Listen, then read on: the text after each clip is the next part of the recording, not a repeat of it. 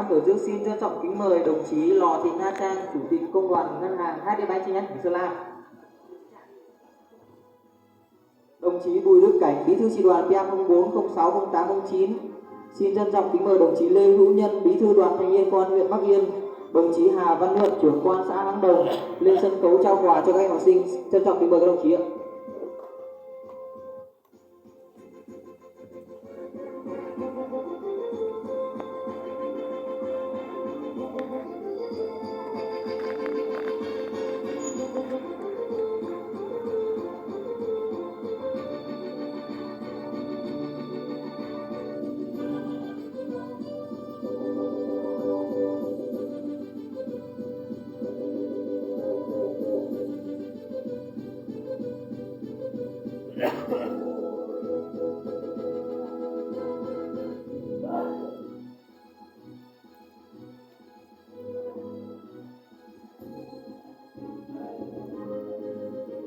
Mời các đồng chí chụp ảnh lưu niệm của chương trình ạ.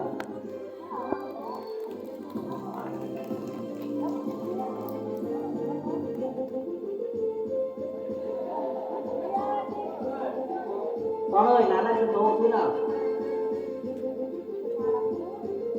Mời các đồng chí chụp ảnh lưu niệm của chương trình ạ.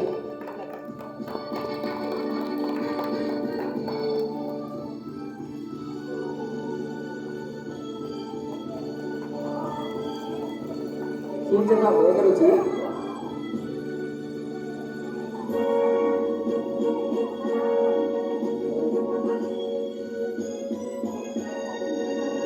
các con về chỗ nào.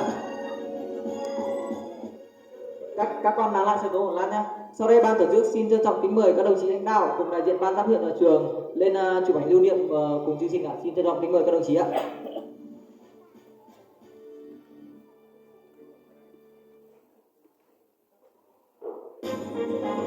Mời các con đã có quà của chương trình lên chụp ảnh lưu niệm của chương trình ạ. Xin nhờ các cô giáo trong nhà trường đưa các em nhỏ quay trở lại sân khấu ạ.